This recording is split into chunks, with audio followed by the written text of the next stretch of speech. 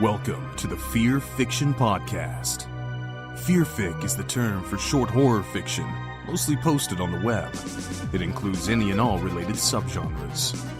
Join three assholes talking basement goo Slimebeast, inebriated interstellar traveler Abysmii, and irritable ghostly man-horde Dead Palette, as they read all stories horror and internet-related, paragraph by paragraph, and bullshit while they do it. From adolescent revenge fantasies to subtle postmodern narratives about real-life events and everything in between, they read it and critique. You better believe it. Kick it to the cold open, white boy. It has been brought to my attention that some people outside of the United States do not understand the concept of a Golden Corral. The Golden Corral is well known here for having bad food and being an unsanitary place. And a lot of non-Americans who have never been to a Golden Corral are like, is it really that bad? They're like, that's every restaurant in my country. No.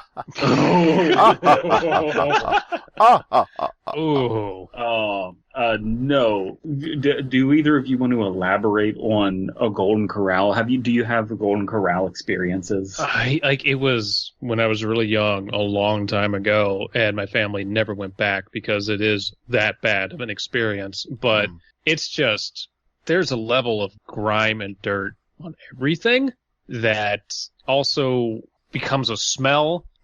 And you sit there and you start wondering, is the food going to be this tainted? And it totally is. And I don't even remember if everyone finished their meal. I think we just fucking got out of there because it was just that gross. So you filled your plates up with food, sat down and said, let's get out of here. I think people took a few bites each and just went, none of us want to get food poisoning right now. Because we were on a road trip. So yeah. Well, you got to know what to eat at the Golden Corral. Like you don't eat anything that requires any actual preparation. You just have some shit that's, you could have the Hot Pockets of whatever they have there. The things that are prefab that they just had to heat up. They didn't actually have to actually make it. Yeah, but someone fucked those Hot Pockets. Well, yeah, of course. It's Golden Corral. Golden Corral. We fuck Hot Pockets. Trademark 2020. No, it's absolutely true though, because I think a lot of people have this experience of going to Golden Corral once and never going back, because that is exactly we saw fucking rats everywhere, just out in the open, just literal fucking rats. They're not even hiding them. They're just out there. And I remember we went. I must have been 7 or 8, and we went because about 7 or 8. Must have been about 7 or 8, and we went to the Golden Corral. And 8. And let me tell you this, and I never go back, and I don't know how. So sure, Brandon. So we went, and there was. We went because we heard that there were going to be people doing face painting. And I smelled the food. Yeah, there were clowns. There were clowns, and they were going to do face painting. And, I'm just like, Mommy, I want blackface. And so, we went there and it's okay, I want you to paint Sonic on my face. And then okay, Brandon, you got your face painted, want to go eat? And it's no, it smells real bad. Yeah. We just left. And then we went back one other time with relatives because we were having a family reunion at a Golden Corral.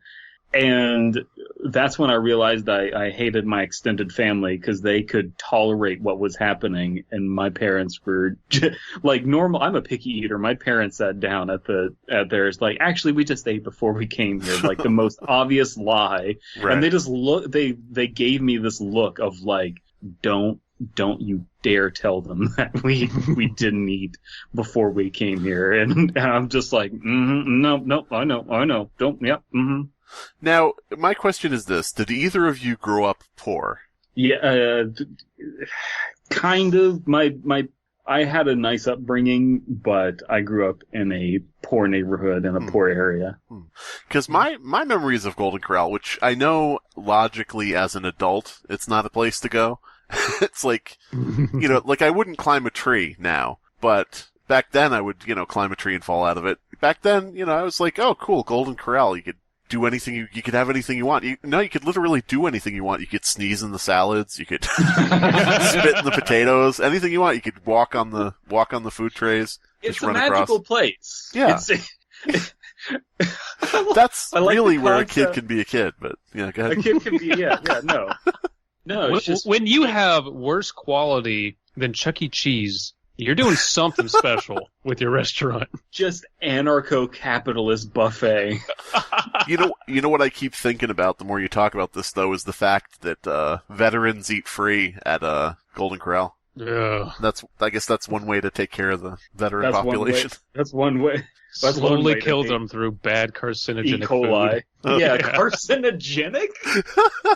People are just putting out their fucking cigarettes in the...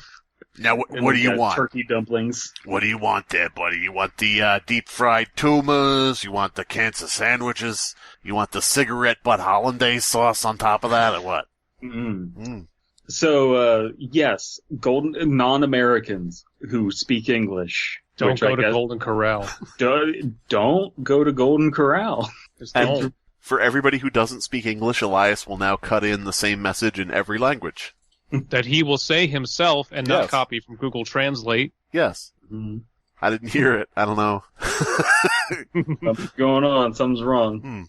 He must not have drank from the goblet that lets you speak every language. Is that a Mormon relic? Yeah. The Mormon ginger ale goblet. You never heard of that? No, I'm not well versed in the religion, apparently. Well, it's true. The Rosetta Stone of Mormonism. Anyway, we're going to be reading The Bone Dryer. Now, The Bone Dryer. is this a sequel to the Bone Moistener? Man, this story's making my bone dry. So The Bone Dryer is a story that's labeled under the science section of the Creepypasta Wikia fandom. This was first posted to the wiki by NOEVLYS. NOEVLYS. Sure. In August of 2018. Bernie Hayden stepped out of his beat-up Volvo like, what up, I got a big cock, grunting as his weight shifted to over his feet. He was a heavy guy. But that never really concerned him. Bernie valued the pleasure in life, which is why he had 3 summer homes, and why he wasn't going to let a little thing like cholesterol stop him. He waddled to the end of his car, stopping to make sure no cars were coming. As he crossed the parking lot, he looked at the building ahead, his mouth watering. It was a daycare center. he was a cannibal. You know, toddlers, they're high in cholesterol. Mm-hmm. So you're a cannibal that eats only children. It's not a sex thing, okay? What would It's that not be? a sex thing. That would be a MEP, a minor eating person. God. When are we going to get rates for MEPs, everybody?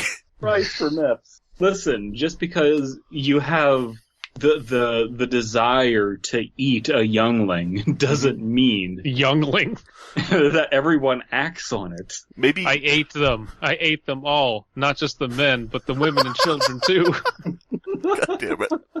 What did this say? Bernie Hayden Christensen stepped out of his Volvo. Yeah. Damn it. But I don't know, minor eating person, that doesn't sound right. We could jazz it up a bit. Maybe minor consuming person or MCP. Ooh. If you're an MCP, fuck you. Okay, go ahead. His mouth watering, he was entering the nearby Golden Corral, one of his favorite restaurants. God.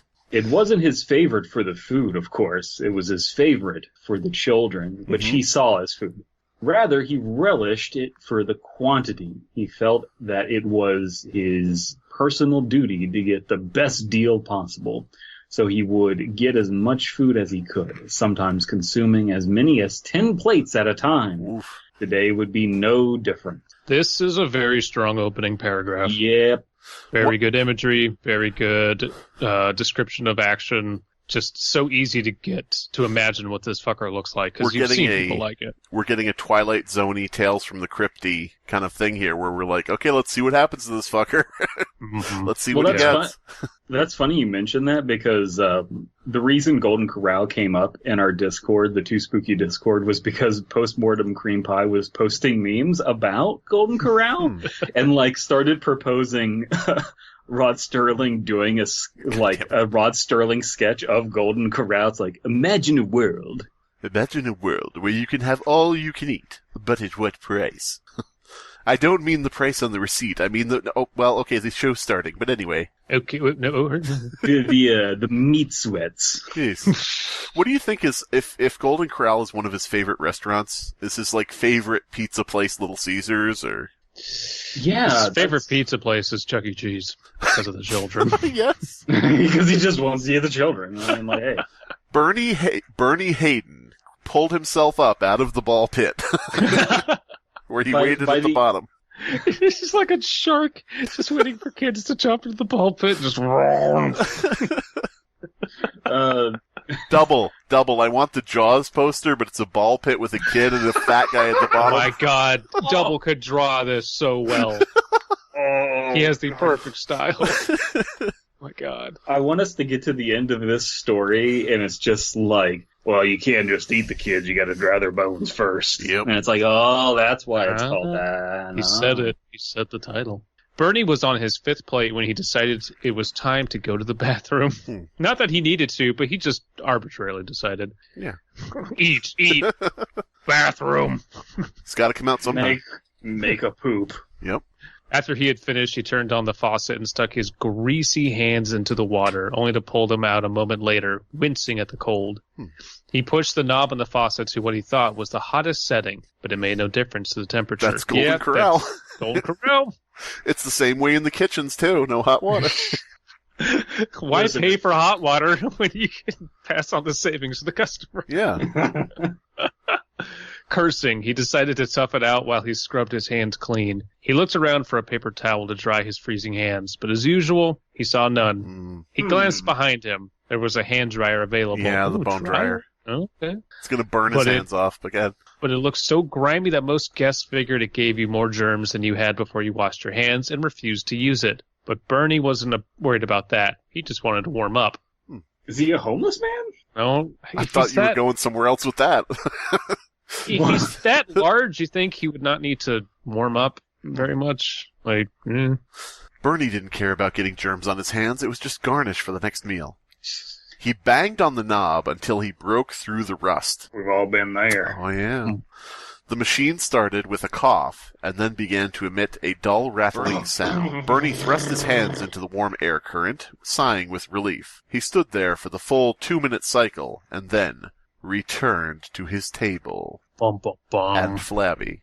Just before Bernie left, he started wiping his hands with a napkin. He paused, though, as his skin felt strangely irritated. Bernie grunted, reminding himself to put on cream when he got home. We have a page break, so I'm guessing time has passed. After he rushed through the door to his apartment, Bernie hastily slathered his hands with cream. Not a good diction in this story. Slathered his hands with ice cream.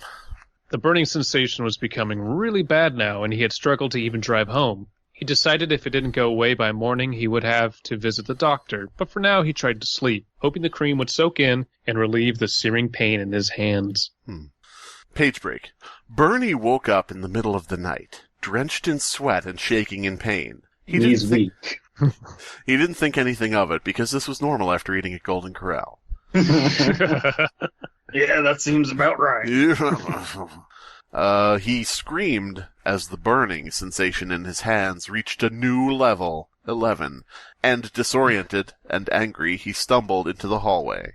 As the light of the lamp in the hallway touched his forearms, he gasped. He was a vampire now. Yes. His hands were completely black. Uh-oh. Oh, no. My hands got Justin Trudeau'd. I shouldn't have eaten that kid who had his face painted black. Got all over his hands. Bernie's hands were completely black, and his skin had shriveled into a charred crisp. Shaking, Bernie lifted his left hand to his face and began smearing the paint on. God damn it, Bernie, no. Not you, too. Unless this Finally, is Canada. I'm pretty. Yeah. His fingers, normally fat, were now horrendously thin. No. And his skin had shriveled back so much that the bone was exposed past the knuckle. No. His knuckle. Bernie, the edges of his vision turning black, tried to move his pointer finger, He stared as, with an ugly crumbling sound, the tip fell to the floor. That's relatable. A yellow pus slowly seeped out of the hole. God damn it. That's also relatable. Now in shock, Bernie stood stock still? I think that is a term, actually. I think it is. It's just not used very often. Yeah. Okay, that's I like it. It's I'm like as still as if you were in stocks, maybe? I don't know. Yeah, exactly. You can jiggle in a stock. Yeah, well, you could jiggle in a stock. You could jiggle in a stock. You can bibble in a bop. I'm picturing like some old-timey rock and roll, Great Balls of Fire type guy playing in Salem during the witch trials. Well, you could wiggle in a stock, or you could dance on a noose. Or you could dance in the flames, get your bones real loose. It's like a topic inappropriate kids like straight to VHS movie. Yes. Teaching them about the Salem witch trials. You can jiggle in a stock, but you're going to go to hell. Unable to comprehend what had just happened. As his vision faded, Bernie watched the blackness slowly creep up his arm. One might even say that Bernie got blacked.com. Damn it. Page break. The doctors were completely befuddled by what they saw. They had found Bernie in his apartment that morning. The doctors. Yeah, no, they were just like, Bernie, we're here for your monthly bypass surgery. You never eat any apples, so we're here. Come to collect our due. They had found Bernie in his apartment that morning when the neighbors began to complain of a vile smell coming from his part of the building. When they arrived, Bernie's arms were black up to his shoulders, and his forearms were nothing but bones with shriveled globs of black flesh clinging to them. One of the paramedics had thrown up with the smell of the pus oozing out of him. Eventually, okay, wait. Well, let's be fair here. This is an actual, gross smelling thing. I'm not going to immediately call, the creepypasta trope of, throw up to get over how horrifying something is. I'm going to, because I know paramedics, and unless it's their first day on the job, they are used to just as bad smells, every day. All right, True, but this isn't all. I was so horrified by a non-disgusting thing that I threw up for some reason. So it is a far sight better than what we normally see. I will say I am on Brandon's side of this, and I think that the story is using it appropriately and reservedly. Now it's my turn to read. Okay, the EMSs barfed and barfed and barfed out their windows of their ambulance as they went down the street, causing everyone stuck in traffic to barf and barf and barf all over their steering wheels. Well, that's just Bernie's revenge. Eventually, they had mustered up the nerve to move him with great effort to a stretcher, and now they were standing in the hospital's quarantine room. The doctors weren't sure what to do. They knew they needed to amputate, but they had never seen anything to this extent before. After taking a swab of the flesh for analysis, they wheeled Bernie into surgery. Would they really have never seen anything like that before? That just sounds like just say he burned his arms. Yeah. Yeah. And I mean, if you had to make sense of what you were looking at, you probably would just say something happened where he has extreme burns on his arms. Yeah. I don't know. Well, it's not their job to do forensics. It's their job to treat whatever, condition it is. Right. I don't know. Abysmii, that doesn't... The barf apologist wants to speak. Okay, go ahead, Deep. No, I don't know that would necessarily... I don't know that they would necessarily know what they're looking at. Because, if you're just talking about, arms being straight, charred and starting to they're dry though, a burn, yeah, it'll be dry, but it'll still be a fleshy texture. I'm imagining kind of ash, just kind of crumbling, and that's a supernatural thing more than a burn. Bernie, do something! It comes falling out of the sky. It's ash. Get it? Overwatch.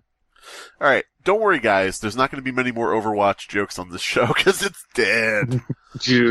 Alright, so is this me now? Yeah. The surgeons hovered over Bernie. Unsure of how to Consult start. the spheres. The surgeons are vampires too. They were all terrified. All the surgeons are terrified. What had caused this horrible flesh erosion? Did he injure himself? Was it a disease? Was it contagious? The surgeons had covered themselves up even more than normal. Boy, this was written in 2018, huh? They each had their suspicions. If they were God right, damn if they were right, they were all in grave danger. One of the surgeons leaned in for the first cut. Oh my god, you know what I would love is if this resulted in the surgeons all cutting him up and eating him. Ooh. As they just can't resist because of whatever this magical force is. As his scalpel sliced the skin on Bernie's shoulder, a jet of blood and pus shot out. The surgeon screamed as it splattered into his eye, which wasn't protected. Even though they cover themselves up more than usual? Yeah. Yeah. And also they would be used to blood shooting out of cuts. Mm. But okay.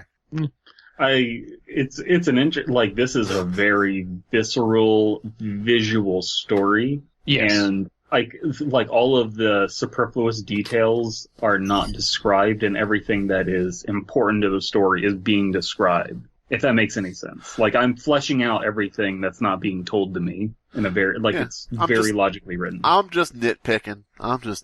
No, it's fine. I just think that you're kind of a dude. No,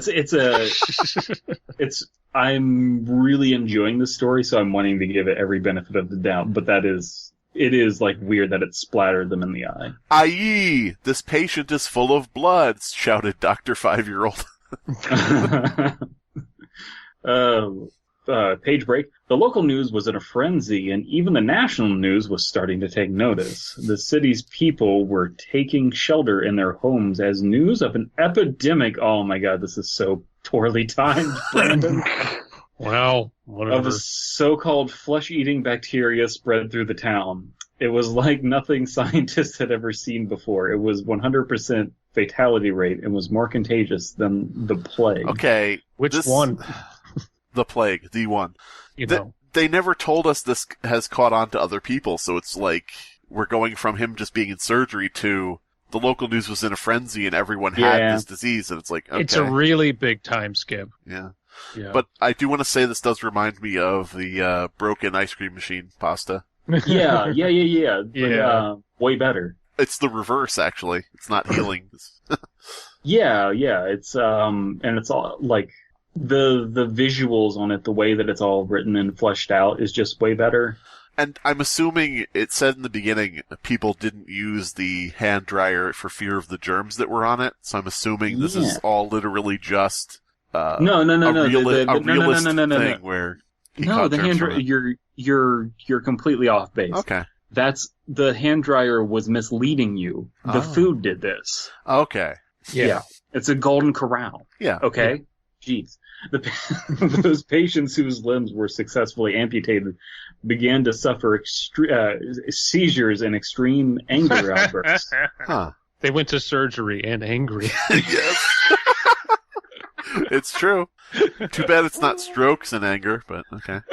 And eventually succumbed to the disease. It was found that their brains had holes in them where the flesh appeared identical to that of Bernie's arm. So it's a flesh-eating virus. That's cool. His singular arm. Yeah.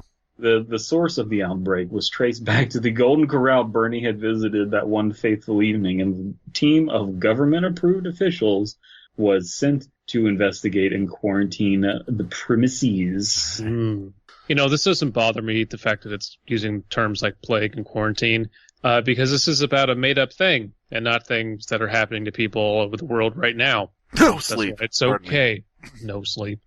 Everyone was nervous. They wore head-to-toe hazmat suits, but nobody could be sure that even that was enough. They had told the public that it was a flesh-eating bacteria. I was close. But in reality, they still had no idea what was causing this massive outbreak. There didn't seem to be any identifiable organism or poison in any of the victims. Indeed, some of the more loony of the staff began to call it a curse. Bernie's revenge! It is a curse. I tell you, it is a curse. Please, Dr. Magogo, please. What?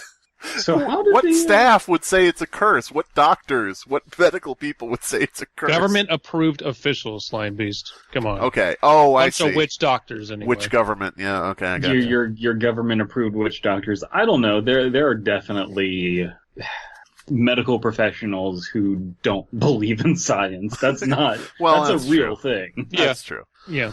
Eventually, one of the staff entered the bathroom. So they did all this checking and testing, but eventually one of them went into where the Ground Zero was. I gotta take a dump. I gotta take a dump. Dr. Blunt, Eventually, please. a staff decided to use the bathroom. Yeah. They just take a dump while still wearing the hazmat suit on the rest of their body. A burnt and metallic smell singed the insides of his nostrils, even though the As gas he pulled down his pants. and angry, even through the gas mask he was wearing. At first, he couldn't see anything wrong, but eventually he noticed a square-shaped stain on the wall and a pile of rusty ashes beneath it. Page break. So that's the hand dryer where it used to be. Yeah. Ate itself because of the rust. I don't know. Kind of feels like an anomalous object, like an RPC authority story. Yeah.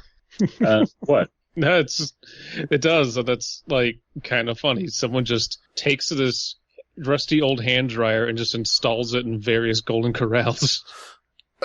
What would, if this were an SCP, an RCP, whatever, what would it be? It would just be a hand dryer that spews out a specific strain of germs in the air, or what? No, I think the bigger RPC anomalous object would just be the concept of a Golden Corral, and everything inside of it is being contained within the Golden Corral. Golden Corral must be contained within certain southern and midwestern states at all times. And the only people allowed inside of the Golden Corral to be its victims are D-class personnel.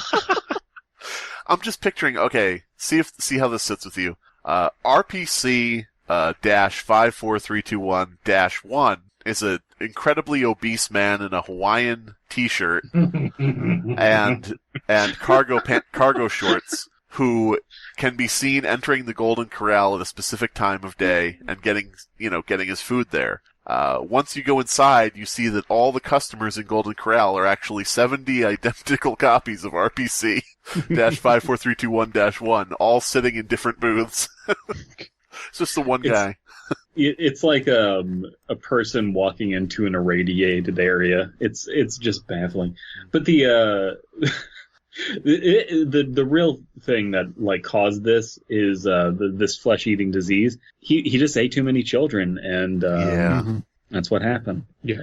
What could this mean? What mysterious force of nature is behind this? Is this a biological warfare, or indeed is it some sort of curse? Lucky for us, Bernie isn't the only person to suffer the horrors at Golden Corral. True. Wait, lucky for us? Why is that lucky? What? Yeah, that's weird. Lucky for us, everybody's dying. Lucky. Oh wait, does that imply that the person writing this is behind it, or? I think that's a typo, actually. Huh. Doesn't make a lot of sense. Well, I really enjoyed that. It wasn't perfect, but it gets kind of weird at the end, but the beginning is even like up to the middle is really, really strong. It has that nice amateur creepypasta feel. You know? Somebody in the comments with a Finding Nemo avatar says, "Is this completed?" The author says, "No, there will be more editions." So let's see what other editions we might have here. Nope, he's only edited the bone dryer. Damn it. Well, he went out on a strong note, so whatever. Yeah, it was fun. I enjoyed that. I like that it's categorized under science. Science. You know, but that does justice to Golden Corral. I think that this person hopefully has the Golden Corral. Yes, has effectively communicated the horrors of Golden Corral to people who have never been or seen a Golden Corral. All this is telling me is that if you eat at Golden Corral, don't wash your hands. I would advise against it. I would advise against eating at a Golden Corral, and if you go into a Golden Corral, chop your hands off. Yeah. Don't bother, man. Chop your hands off, tell them you're a veteran, eat free. Have them feed you. Yeah. The topic came up of Golden Corral because of Postmortem Cream Pie, and he wrote a story entitled Cigar Box. Hey. And that's what we're going to read now. Although this one also takes place in a Golden Corral. Yes. Mm-hmm. Inside a Golden Corral, there's a cigar box, which contains an entire Golden Corral, which contains a cigar box. Whoa. In any Golden Corral in any city, go and look for the cigar box. Oh my God! Go up to the cashier and ask in a quiet tone, "How much is too much?" They will ridicule you and laugh at you. Leave. That's it. The end. Let's start this one off. My father wasn't in my life for long. Not to say he left, simply that he passed while I was still young. The memories I do have of the man are fond. He was a kind man, never really getting physical or using harsh words. The most I can recall was a quick and stern "stop that," with an explanation as to why I shouldn't do something. Don't go into that Golden Corral. Stop that. Stop. You see? Billy, no. See, we shouldn't go in there because... Remember When Uncle he passed- Bernie? Oh, go ahead. When he passed, not many of his personal belongings were left to remember him by. Where left? Should be where left. The odd picture here and there being replaced over time with different memories. All that remained was a few nice clothes and hopes that grow into them. His baseball glove that we'd play catch with, left unattended. A wooden cigar box and some unfinished liquors sitting on the top of the entertainment stand. Ooh. The title right there, cigar box. Mm. Over time, the liquor bottles would get used up in the short months after his passing. So over time, in the short months. I think that Abysmii didn't even notice the cigar box in that sentence because he just saw undrunk liquor. Yeah. Undrunk liquor. Wait, you can't leave it too long. It'll spoil. Abysmii is here to help you with your liquor problem. Da-da-da-la. That will spoil. 6-month-old vodka. The vodka and other expensive bottles saved for holidays and family gatherings, while the cheaper whiskeys disappearing in the short days between his passing and his burial. Those difficult days, I like to think it's just the kid downing it. Yeah. I'm trying to get through this difficult time, Ma. Leave me the fuck alone. Throws bottle at her head.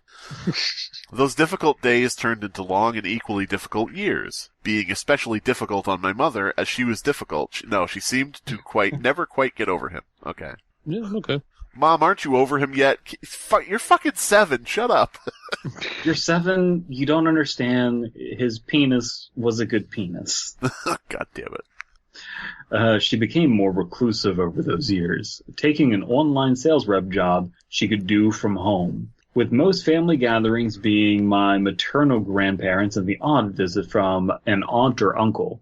The older I grew, it only worsened. It wasn't exactly the perfect child. I wasn't exactly the perfect child any parent would ask for. Well, I get that, Brandon, but we're reading a story here. You really have to stop petulant. diverging. Let me tell you about the time I took a shit in the front lawn. When I wasn't out in the woods behind the apartments, I was about the town with the other kids I called friends. What are those called? Quotation Friends. marks. Those, yeah, friends. The word friends is in word friends. Getting into various amounts of trouble, being caught smoking pot behind the local convenience store and smashing into the mailboxes from abandoned homes. So no one told you Golden Corral would be this gross. Clap, clap, clap, clap. The sights invade your eyes. There's burning in your nose. It's like they just stuck out anything. Is this a piece of fish or is it a chicken wing? Someone call the police. I think everyone hears it's sick. It wasn't until I was about 20 and my mother left for a weekend to visit her father in the hospital that the cigar box caught my curiosity. Oh. At the time, I had been sitting on the couch waiting for a friend to bring me a Zippo? A Zippo? Yeah, I was like, a Zippo lighter? I'm guessing, unless that's like a zip of Coke or something. I don't know what that means. Man, I need somebody to give me my zip. Need that zip. Need it bad. The old wooden box set atop the entertainment center caught me. The old wooden box that sat atop, whatever, the entertainment center caught my eye. I'd seen most of my life. Okay. Right? The old wooden box sat... Okay, no, I'm just being dumb. The old wooden box sat atop the entertainment center caught my eye. I'd seen most of my life. No, that's wrong. Yeah, I get what the sentence is trying to say, but it's got missing words. The old wooden box that sat atop the entertainment center caught my eye, the one I'd seen most of my life but never bothered to ask about it. That's how that should read. So I went into the kitchen to grab the stepladder from between the fridge and counter. Instead of a stepladder, I found another cigar box. I piled up 17 cigar boxes to reach the one in the shelf. I was still very short, you see. Yes. All the Coke stunted my growth. All the zips of Coke. Drinking bottles of vodka when you're 7 does really bad things for your developmental cycle. So I'm 8 years old, waiting for an 8-ball. Okay. One ball talk for about each a bone year. dry. I like the idea, though, that there's just, like, this, like, really bad narc cop that's just, like, going undercover. Hey, man, could I get a zip of Coke? Just like, what? A what? Number 1, I only smell weed, dude. If you want Coke, you go down to Jimmy. Number 2, what the fuck is a zip? Makes you zip around. Looking over the top shelf, it was caked in nearly a decade and a half worth of dust. This is a Golden Corral. Never being dusted and simply used to place loose change that had never been picked back up. You just have, like, gravy in, like, one of these, like, gravy troughs, and it's, like, hot gravy, but there's, like, a decade and a half worth of dust on top of it. What do you... Oh, that's gross. How am I supposed to eat that? You just mix the dust in and get down to the good part. Yeah. The box itself was pushed back near the wall, left to be forgotten. My mother never moved it after these years, or even appeared to have opened it. I figured that perhaps in this small wooden box was a memento of my father's for me to keep. It's his finger. Oh no! Oh no. Ah. It's blackened finger. It's My the dad's finger name that was stuck- Bernie. Yeah. How I took the box. ironic that his name is Bernie and he burns. Hey. You mean apropos? No. Isn't it ironic, don't you think? It is ironic that people don't know the definition of ironic and use the term ironic when they mean apropos, and it's a pet peeve that drives me up the wall. It's Or like just coincidental. eating at Golden Corral. Well, that is ironic, because most of the time people are barfing at Golden Corral. And who would have thought it's rotten? Okay. I get a little bit of joy from the long shot possibility that maybe, just maybe, the CEO or COO of Golden Corral listens to this and they're like, this is the motivation I need to get better. We're gonna have to do better, guys. Good. If you're the CEO of or someone in power at Golden Corral, please leave a comment below if this podcast about literary critiques has motivated you to do better. Fast forward 2 months, and every Golden Corral now has an addition to their sign that just says, as featured in the famous Creepypasta. Nothing else has changed. If you want Creepypasta, try our... I took the box with me to the couch while pulling a folding tray along with me. I was hesitant to open the thing, its small size deceptive of its weight. Carved into the lid was his name, etched in deep with some nice Celtic knotwork. Knotwork! His name, Cuban, was etched into the cigar box.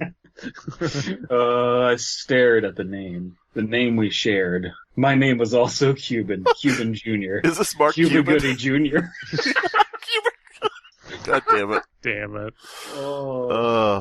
While running my finger along the deep curves of the knot, the loud banging of my front door awakened me from my trance. It was my friend with the bag of goodies. It's totally drugs. So I let him in, and we sat back down on the living room couch. Hey man, you got the zippers?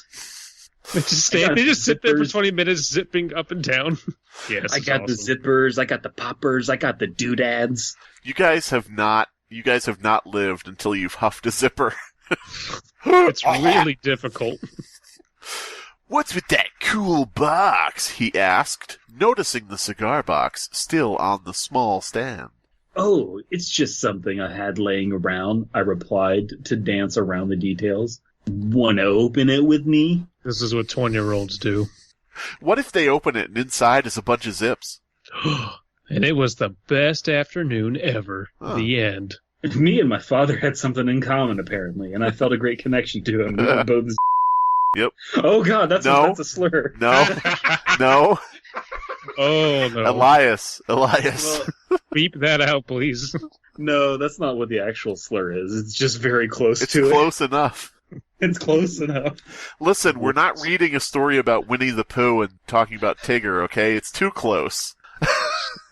Oh, It's too close. It has no other meaning. that's hilarious. We sat down, and I kept trying to find a way to delay opening the box. I had been curious and wanted to open it, but there was still doubt in my mind. Rolling a blunt and trying to distract him from the fact I had invited him to open the box with me. Though the idea of rolling a blunt only made him more excited to open the box, I assumed he thought I'd been stashing some weed away in it, when in actuality I had no idea what could be inside. Some of these sentences don't... Clunky. Yeah, well, it's just A like... little clunky? There was still doubt in my mind. And then the next sentence is, rolling a blunt and trying to distract him from the fact I'd invited him to open the box with me. Should be like, comma, and then the resolution of that thought. And then it's just the next sentence. You're missing the reply under this. Where postmortem cream pie says, sorry, I wrote this story when I was on some major zips. The sentences might be a little funky. I had zipped like 7 fat rips of zip, and oh man. I was doing zip-its all day. Zip-its. I had like 7 zip rips, some dip rips, some grip bips, and lip shits. God damn it. With lip shits. And some tip bits, and some timbits, and some mim muffs. In those short moments, felt to me like an eternity. He grabbed the box off the tray, sliding the lid off the box. Inside was a small pill bottle full of zippets. Inside the small pill bottle, labeled for my father, and a short snub-nosed revolver. Ooh. The prescription read, Olanzapine? What the? Olanzapine, containing around 5 or 6 pills. The revolver on the other lay loaded, 5 shots and 1 empty casing. I remember seeing the gun before. Okay, so I'm assuming without looking that's a medicine for depression, since we're talking about a revolver with 1 missing bullet and the father is dead. Antipsychotic medicine. He shot himself in the head and then he went and put the gun away. You know what you get when you have a delightful son and loving wife? You get what you deserve. Fucking deserve. Jesus Christ. But okay, so Dad had struggled with mental issues and apparently killed himself. All right. It was a long time ago that the memories were still distant and hazy. I had remembered my parents fighting. Dad had been making a scene after losing his 3rd job that month. Ooh, and Mom was trying to tell him things would get better and that he needed to keep taking his meds. The most memorable part was a loud thundering boom echoed through the apartment. That was the day my father committed suicide. Okay. Well, Ash can. Yeah.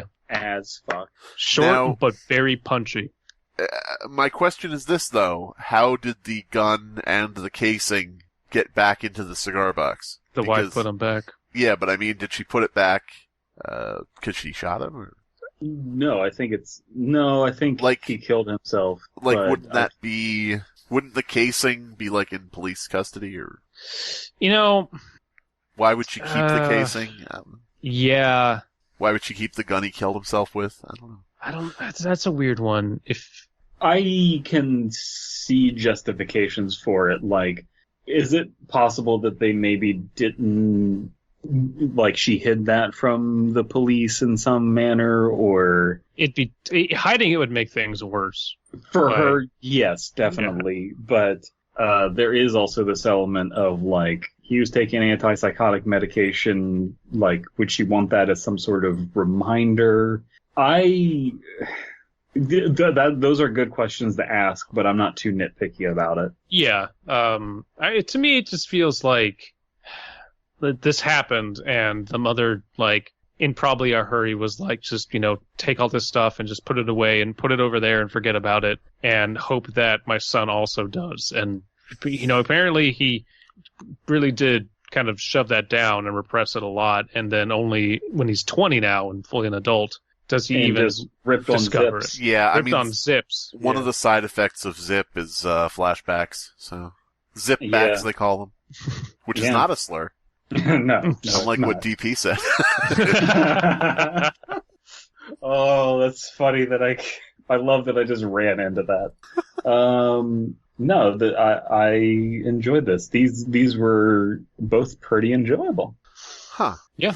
I thought the first one was kind of like, okay, I get it. You know, it reminded me a lot, as I said, of the broken ice cream machine one, where it's like, okay, but why? Now, you don't have to explain that, but sometimes in a story I only get the overall feeling of, but why? You know what I mean? Yeah. But, I don't know. I think you just need to open your mind. Have you ever tried zip rips? I have not tried zips. I'm doing nothing harder than buttons, and I don't believe it's a gateway fastener, so. Dude, have you ever got ripped on Velcro? God damn it. Velcro gets a bad rap. I think it's really a great drug if you can pull it off. This has been the Fear Fiction Podcast. Your hosts are Abysmii, Dead Palette, and Slimebeast. Music by Abysmii. Art by C.F. Comer. Voiceover by Atticus Jackson. Edited by Elias the Intern. Subscribe to Fearfic on YouTube to stay up to date on new episodes. Imagine a world where playing more than 2 seconds of the Twilight Zone theme gets your content flagged and deleted on YouTube by the Rod Serling estate. Imagine, if you will, a humble chain restaurant that pops up sporadically between the amber waves of grain and purple mountains, standing out as a Golden Corral, somehow managing to be both a steakhouse and an all-you-can-eat buffet. Nothing sounds quite so American as that. So you and your family from upstate New York stop for a hearty meal on your way out to see your relatives in Rhode Island. There you find that it's in fact not a steakhouse, or a buffet either, but some purveyor of food-like substitutes. The congealing and gelatinous matter echo off the southwestern-themed decor, creating a cacophony in your head. The smell, a smell not so much awful as it is otherworldly, invades your nasal passages, making you feel like an alien in your own country. You nervously look at your mother and father, hoping they understand your desperation to leave this eldritch place. But they don't. The 19-year-old waiter, with gravy stains on his white dress shirt, sits you down, at a table or booth for 3, in the Twilight Zone.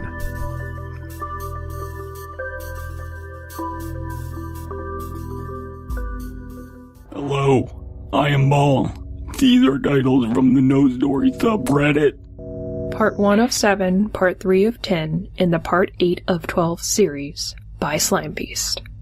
Something walks whistling past my house every night except during months that end in ember, and it always goes by at 3 a.m. except for one morning it was about 6:30 a.m. Not sure what happened there. Maybe there was traffic. By Grand Theft Motto. I was a vegan a Wendigo that only eats vegans, but now I'm a Wendigo that's vegan, and now I'm statistically less likely to get arteriosclerosis by SJW Furry Open RP. I accidentally opened a gateway to hell in my basement, and now I have to feed it souls on a regular basis to stop it from spreading and taking over the world. Oh, on that note, does anyone want to come over to my place for Netflix and chill? By Leica 29. I'm on a bus going to hell, but we're running about 10 minutes late because of construction on East Avenue. Also, this homeless guy keeps arguing with the driver. By Tyre Menorah. My mansion is haunted by maids that clean the house, which is cool, but I think they were slaves, so it's making me super uncomfortable. By Dead Palette. I thought I was a human until I laid an egg by Last C1. If I die... I can't really come up with the rest of the title. By Phantom Necromancer. Please visit the No Story subreddit for more clickbait titles. Add content and have a nice day. I was Ball. On youtube.com/Slimebeast, you'll find narrated stories that are now being posted to the channel. Who's narrating them? Well, who's to say? Nobody knows. But they're really awesome, and you should check them out. And the stories are really well written. The narration is passable. There's music in it. The music is kind of cool. But yeah, if you enjoy Slimebeast stories, go to youtube.com/Slimebeast. I like the comments by Dead Palette. Those are my favorite parts. No, are they still there? I have to delete those. I like the comments by the guy that keeps saying they're not official because he doesn't like them. It is That's so Dead bizarre. That's Dead Palette's comments. I don't see where Mr. Creepypasta was involved in this, so it can't be real. Yeah. By the way, the narrator of the videos is actually King Mob. No, Lady Spade has gotten now Abysmii is narrating the stories. And why don't you tell all the people listening, tell them about your recording process. Go. Well, I wake up, and I usually have to shuffle out of many a beer can to get to my recording space. And I basically bang my head against the mic for 3 hours. Really? And then I have software that rearranges this into words, and that's essentially my process. It's very streamlined these days. Anyone can do this. All right, Elias, we need to edit all that out. Abysmii, okay, so how this works as a Creepypasta narrator is you're supposed to say, this is a real labor of love for me. I spend so much time and energy curating the right stories and finding them and fixing mistakes in them and grammar issues, and I edit all the videos myself, and I find the music via Google search and the images, and it takes so much time and effort. Here's my Patreon page. That's what you need to say. You know what narrating is? The labor involved. It's essentially like moving 1,000 tennis balls from one side of the room to the other. Does it take a long time? Yes. Is it difficult? No. Especially if you're a golden retriever. I've been doing it for a while now, and I know what I'm talking about. I gotta say, people can't be expected to want to go and listen to it unless they have a sample. So here's a little sample of it. Some of you may have heard that Disney Corporation is responsible for at least one real live ghost town. I'm a narrator. DP, is that from memory? Is that from memory? Oh, no, Elias just edited in a bit of it. Okay. Fucking nerd. Okay.